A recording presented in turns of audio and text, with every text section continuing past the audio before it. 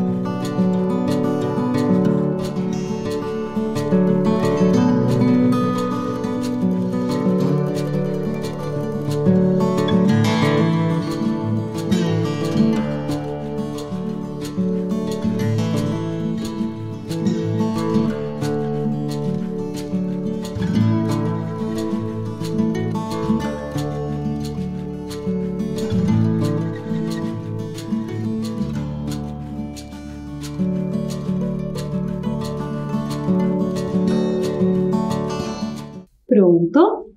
Já selecionou aí as suas 8 palavras que você considera que estarão no texto? Muito bem. O que nós vamos fazer agora? No decorrer da leitura, daqui a pouquinho nós vamos ler o texto, você vai observar se estas palavras que você escolheu, se elas aparecem no texto ou não.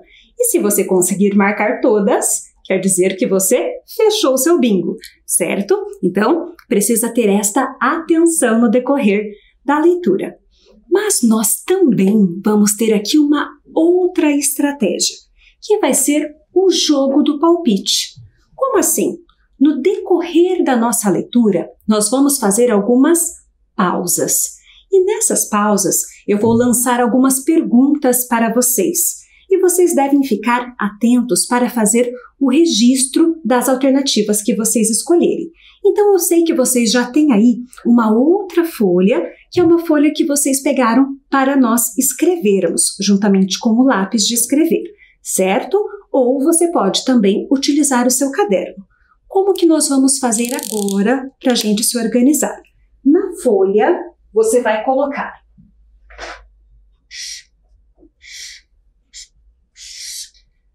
indicando a primeira pausa,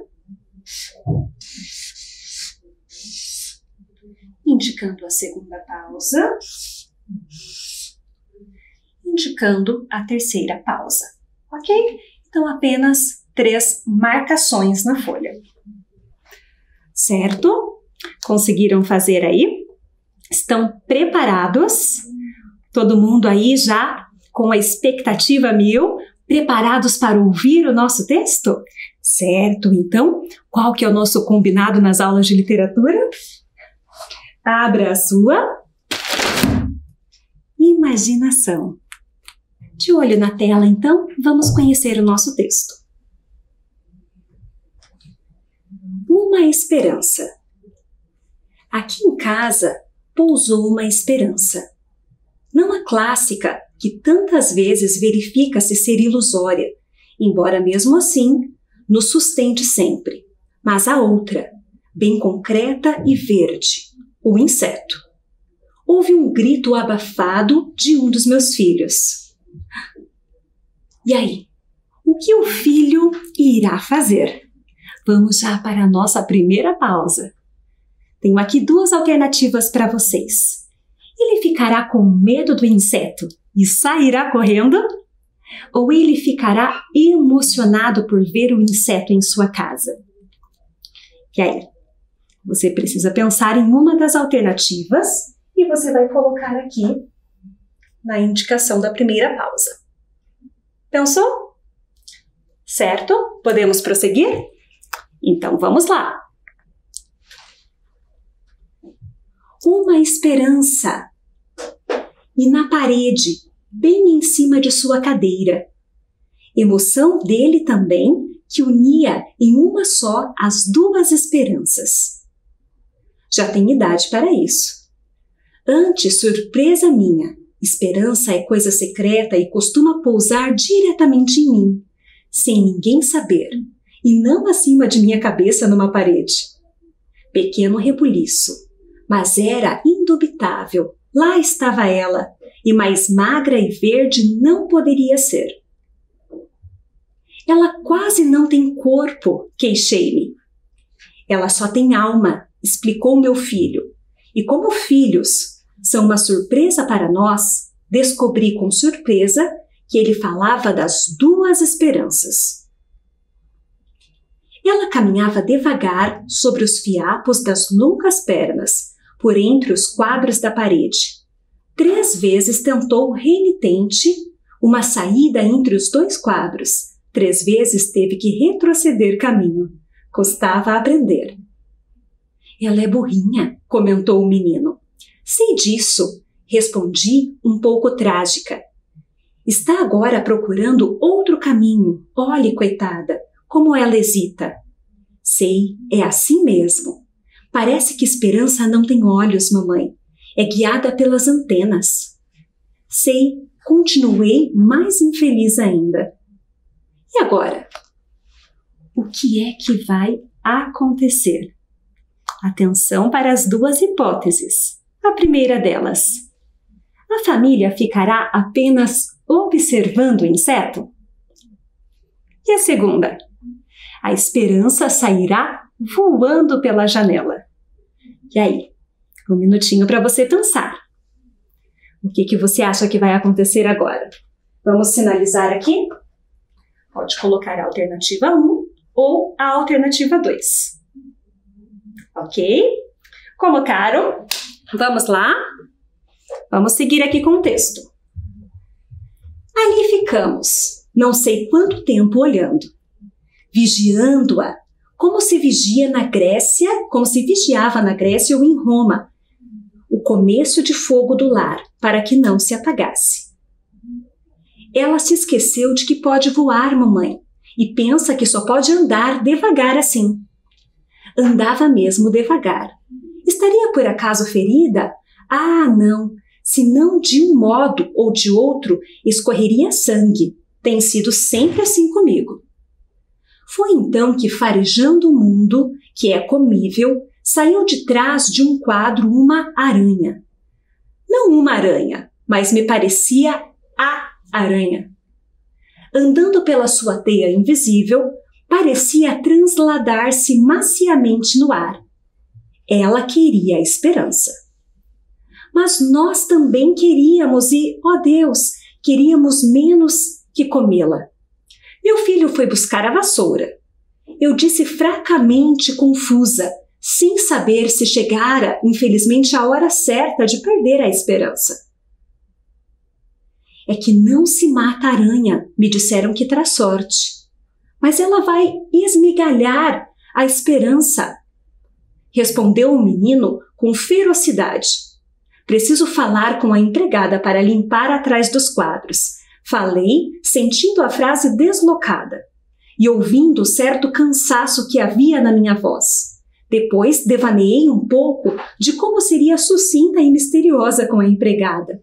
Eu lhe diria apenas: você faz o favor de facilitar o caminho da esperança. E agora? O que é que vai acontecer? Atenção, então, às nossas hipóteses. Alternativa 1. Apesar da não recomendação da mãe, o menino mata a aranha. E a alternativa 2. O menino, na tentativa de matar a aranha, mata também a esperança. Vamos lá, então, para a sua folha de registro. Coloque a alternativa 1 ou a alternativa 2.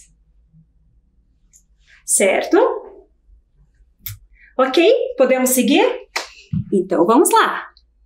Qual será o desfecho? O menino, morta-aranha, fez um trocadilho com um inseto e a nossa esperança. Meu outro filho, que estava vendo televisão, ouviu e riu de prazer. Não havia dúvida, a esperança pousara em casa, alma e corpo. Mas como é bonito o inseto! Mas pousa que vive, é um esqueletinho verde e tem uma forma tão delicada que isso explica por que eu, que gosto de pegar nas coisas, nunca tentei pegá-la. Uma vez, aliás, agora é que me lembro, uma esperança bem menor que esta pousara no meu braço. Não senti nada, de tão leve que era. Foi só visualmente que tomei consciência de sua presença. Encabulei com a delicadeza. E não mexia o braço. Eu não mexia o braço e pensei: e essa agora? Que devo fazer? Em verdade, nada fiz. Fiquei extremamente quieta, como se uma flor tivesse nascido em mim. Depois não me lembro mais o que aconteceu e acho que não aconteceu nada. A nossa história acabou. E o guarda-chuva fechou. Bom, eu espero que vocês tenham gostado da nossa história, uma esperança, né? Porém, nós fizemos no decorrer da história uma estratégia aqui de leitura com vocês, que foi o jogo do palpite. Vamos então retomar para verificar as hipóteses que vocês colocaram na folha de registro? Peguem aí a folha de registro de vocês e vamos retomar então. Olha só, qual era a primeira questão? O que o filho irá fazer? Lembram? A nossa primeira pausa, nós tínhamos duas alternativas. A primeira era: ele ficará com medo do inseto e sairá correndo. E a segunda, ele ficará emocionado por ver o inseto em sua casa. Então, se você foi confirmando aí as suas hipóteses, é a alternativa 2 aqui na primeira pausa. Eu quero dar só uma sugestão para vocês.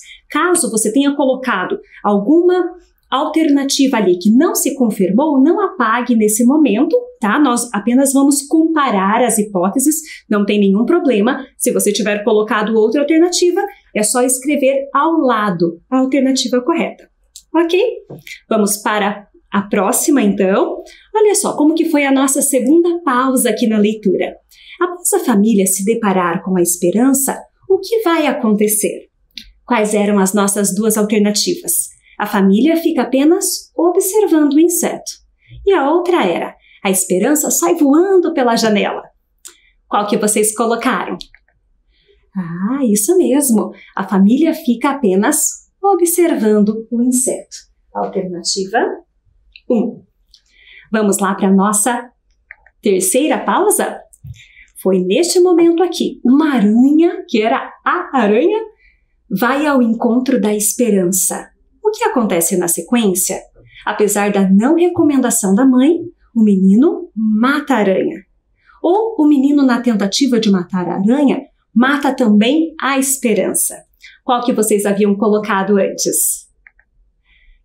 Isso, alternativa 1, né? Apesar da mãe falar para não matar, aqui ele fez isso, certo? Então o preenchimento aqui da nossa folha ou do nosso caderno ficou da seguinte forma, né? Alternativa 2, 1 e 1.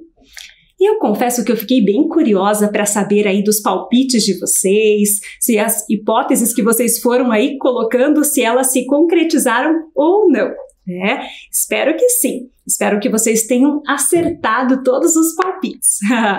Mas agora nós vamos voltar também ao nosso bingo. Lembra lá da nossa folha que nós dividimos e separamos assim em 8 partes? Ok, então peguem esta folha ou a tabela que você desenhou no caderno e nós vamos então verificar as palavras que vocês acertaram ou aquelas que vocês colocaram e de repente nem estavam no texto, ok? Acredito que você já foi marcando no decorrer da leitura, né? E me diga aí, quais são as palavras que você acertou? Quem aí conseguiu fazer o bingo, acertar as 8 palavras que estavam no nosso texto? E tem alguma palavra aí que você colocou e que não apareceu de jeito nenhum no texto? Tem? Ah, com certeza tem, né? Não tem problema. Sabe, nós acabamos criando hipóteses a partir do título, porque nós descobrimos que o título seria uma esperança. Então, certamente você já começou a pensar, eu acho que essa palavra vai aparecer, essa outra também. E assim nós fomos fazendo as nossas escolhas. Eu espero que você tenha se dado bem aí no nosso bingo, certo? Vamos então conhecer um pouco a respeito do livro em que está esta história? Bom, eu trouxe aqui para vocês verem o livro em que esta história está. Trouxe também a capa dele aqui na tela para vocês visualizarem um pouco melhor. O nome é Felicidade Clandestina e a nossa autora é a Clarice Lispector. A editora é a editora Rocco. Este livro é uma coletânea de textos da Clarice e ela traz no mesmo livro algumas crônicas e alguns contos também. É um livro bem especial. E eu também trouxe aqui para vocês verem outras obras, ela tem muitas, né? Trouxe algumas. Algumas obras da mesma autora. Olha só, são livros muito conhecidos, né? Como este, A Hora da Estrela, que é um livro muito conhecido, e são livros que marcaram gerações. Possivelmente, pessoas aí que você conheça já fizeram a leitura e sabem conversar acerca destas obras, certo? Vamos então conhecer um pouquinho mais a respeito desta autora tão importante para a literatura brasileira? Olha só a foto dela aqui. Vamos conhecer um pouco mais sobre Clarice Lispector? Talvez você já tenha ouvido falar sobre ela em algum momento, né? Porque ela é bem famosa. Mas vamos aqui reunir algumas informações. Ela nasceu na Ucrânia, mas veio ainda criança para o Brasil com a sua família. A sua família se instalou primeiro em Recife, mas depois eles vão para o Rio de Janeiro. Desde criança, a Clarice apresentava um enorme interesse pela literatura. Ela cursou Direito e se casou com um colega de turma. E este colega, o esposo dela, naquele momento seguiu a carreira diplomática. E é por isso que muitas das obras de Clarice foram escritas fora do Brasil, porque ela vivia viajando com o marido. Uma curiosidade sobre esta autora é que ela teve dificuldade para publicar seus livros no início da carreira. Olha só, gente, ela recebeu algumas negativas no início, né? Para a gente não desistir também dos nossos sonhos e depois se transformou uma das autoras mais conhecidas da literatura brasileira, né? Ela teve 2 filhos, se separou e depois voltou para o Rio de Janeiro, onde produziu muitos livros. Ela morreu aos 56 anos devido a um câncer, morreu jovem, né? E em 2020 foi comemorado o centenário de Clarice Lispector, que se consagrou como uma das mais importantes escritoras da língua portuguesa. 100 anos de Clarice Lispector, uma autora que marcou gerações e que é muito renomada na literatura brasileira. Aqui nós trouxemos, então, outras obras, né, dentre várias outras publicações que esta autora apresenta. Ok? Certo? E aproveitando aqui este momento, a Clarice Lispector é uma autora que não gostava muito de se prender a um gênero textual específico. Ela gostava de ser bem livre e colocar muita intensidade nas suas produções, né? Mas nós vamos conversar um pouquinho aqui sobre o gênero textual do texto que nós lemos, que foi Uma Esperança, tá? Então, vamos aqui pensar um pouquinho juntos. Você consegue identificar qual é o gênero textual utilizado pela autora no texto Uma Esperança? O que vocês acham? Vocês, sem que eu conte aqui, vocês conseguem descobrir? O que vocês pensam a respeito? Algumas pessoas com certeza já identificaram. É uma crônica. Você já leu outras crônicas? O que você sabe sobre este gênero textual? Você sabe quais são as características desse gênero? Vamos pensar juntos aqui em algumas delas e tendo como base o nosso texto, Uma Esperança? Vamos lá então. São textos narrativos. Eles contam uma sequência de fatos que vão formando uma história. São narrativas curtas e objetivas. Sabe aquele livro gostoso para a gente ler à noite, assim, ó, naquele momento que a gente quer relaxar? Então, são histórias curtinhas, bem objetivas. A gente lê uma história, em uma sentada só, a gente já termina. E apresentam fatos do cotidiano. Como assim? Uma característica da crônica é que sempre vai relatar algo que aconteceu com alguém no dia a dia.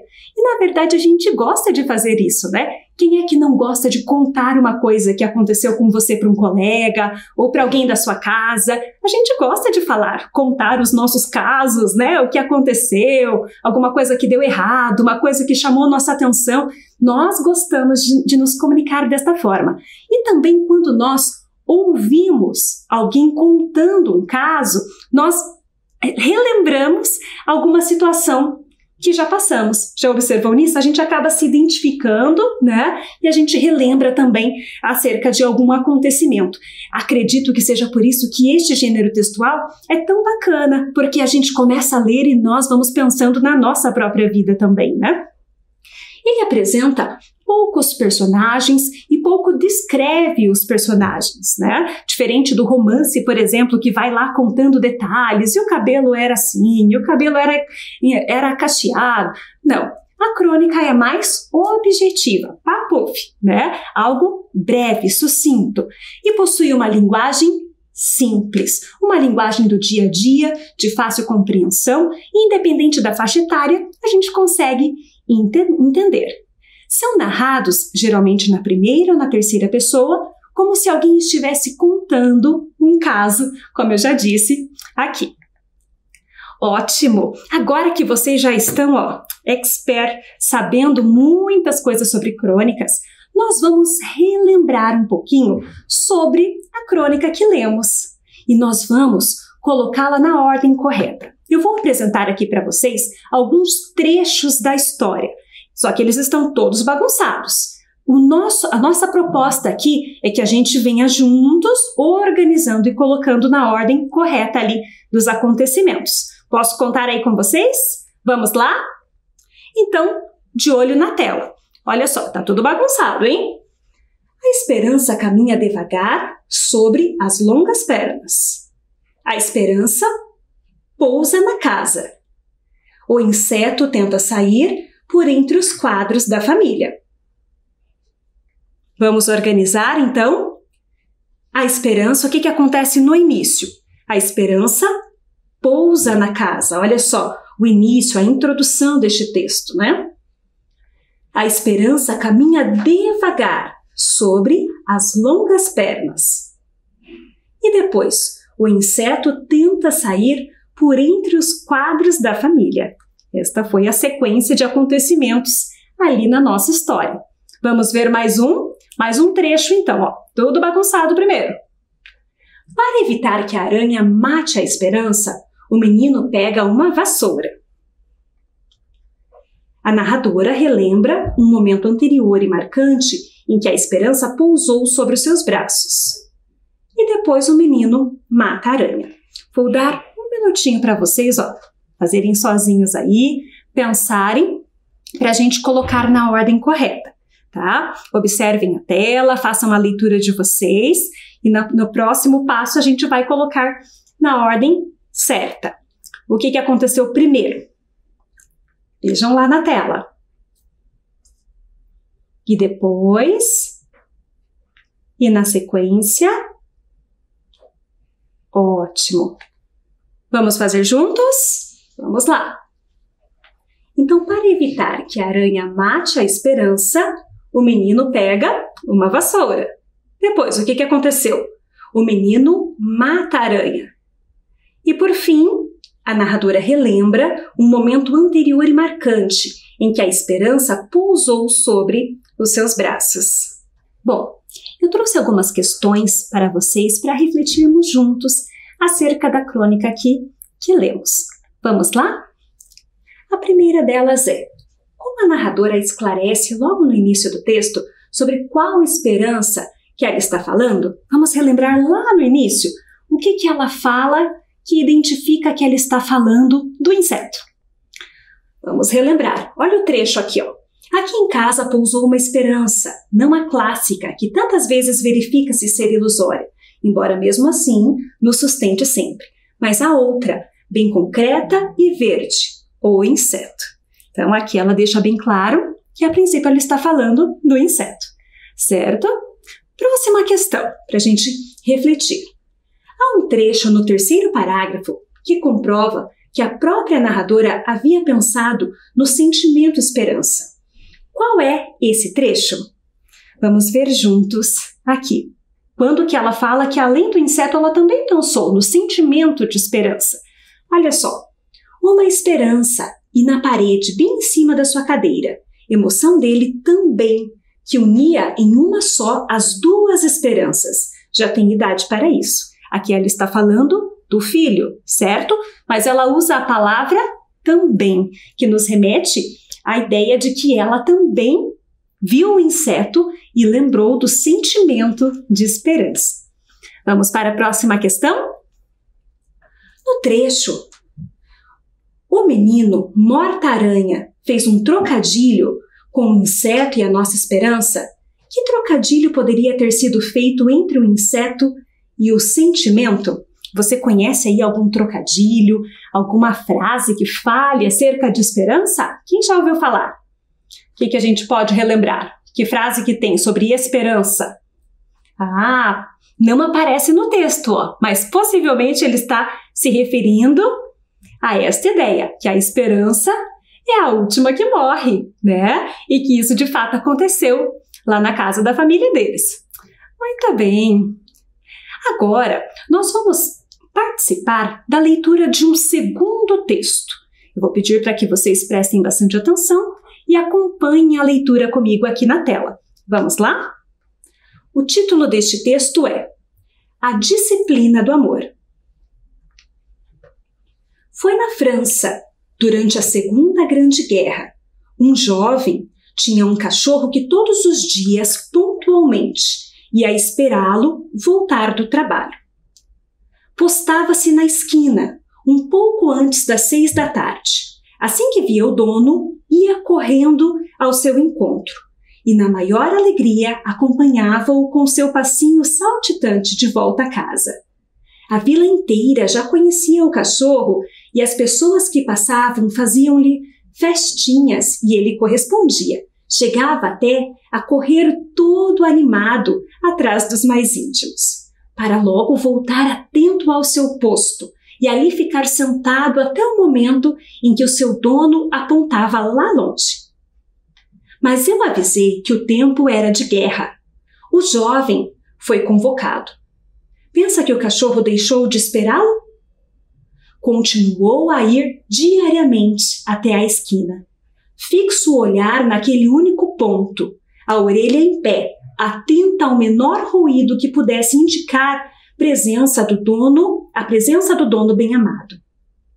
Assim que anoitecia, ele voltava para casa e levava a sua vida normal de cachorro, até chegar o dia seguinte. Então, disciplinadamente, como se tivesse um relógio preso à pata, voltava ao posto de espera.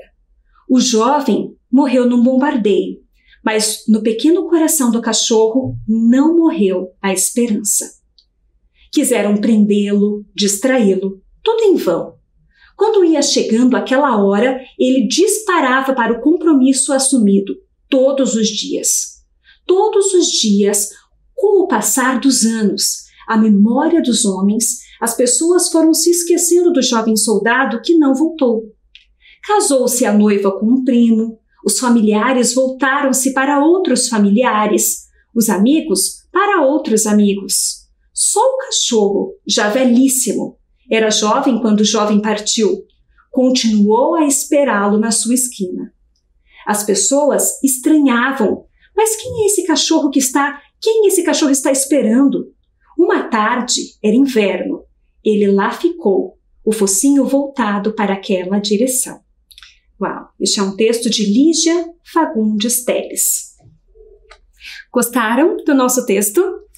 Emocionante, né? Especialmente para quem tem aí algum animal e sabe da lealdade destes bichinhos de estimação, né? Que graça! Bom, esta é a nossa autora, a autora aqui do texto, a Lígia Fagundes Telles. Vamos conhecer brevemente um pouquinho sobre ela. Ela é uma autora importante e premiada na literatura brasileira. Escreveu roteiros para o cinema como Capitu e livros conhecidos como A Noite Escura e A Disciplina do Amor, que dá o título a este texto que lemos, né? Olha só, então agora nós temos já 2 textos aqui. O primeiro deles é a nossa crônica, chamada Uma Esperança. E o segundo texto foi esse que nós lemos falando sobre a disciplina do amor. O que há em comum entre esses 2 textos? Você consegue observar algumas semelhanças? Vamos pensar um pouquinho mais sobre isso? Olha só. Então, agora o nosso texto 1 é Uma Esperança. E o nosso texto 2, A Disciplina do Amor, que fala ali sobre o cachorro. E a partir desses 2 textos, nós vamos responder as próximas questões. Vamos seguir em frente? Vem comigo então. De olho na tela. Em qual dos textos a autora apresenta aspectos do seu cotidiano? No texto 1 ou no texto 2?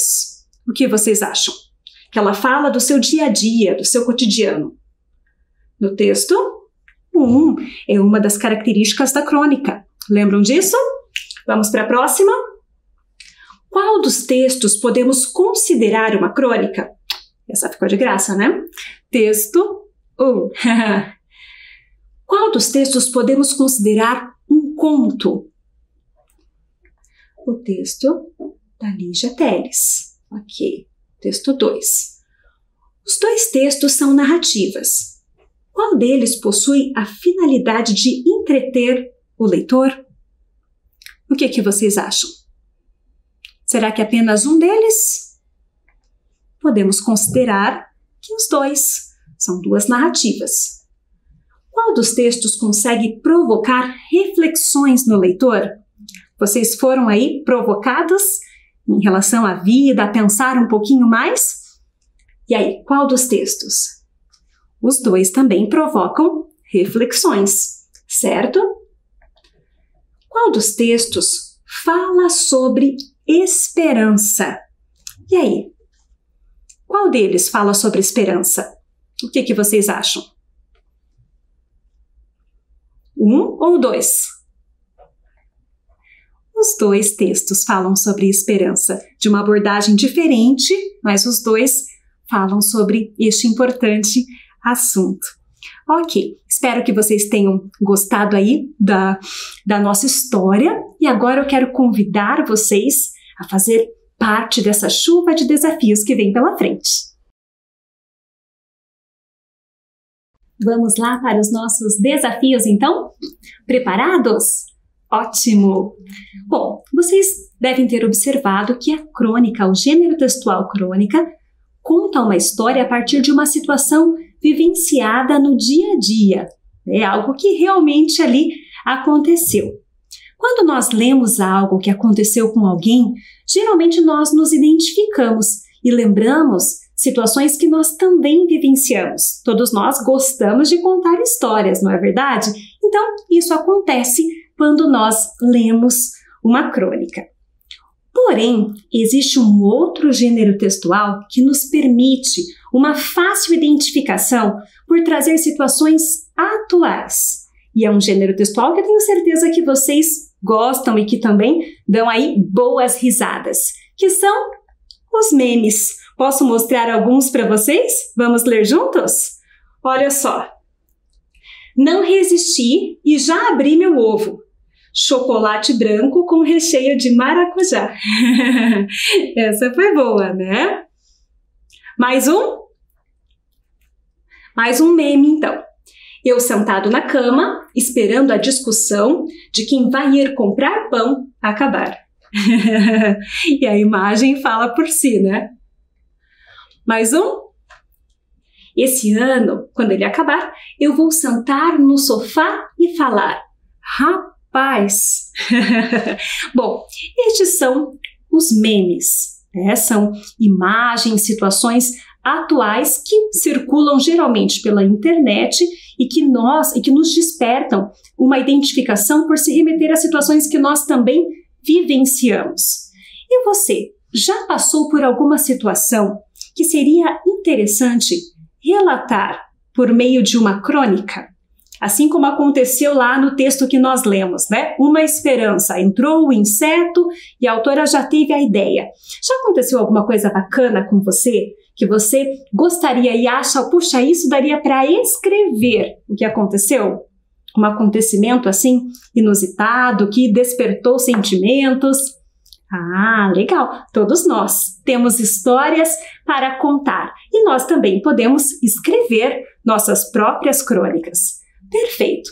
E você já passou por uma situação inusitada que merecia virar um meme? Ah, isso todos nós, né? Quem nunca? Com certeza!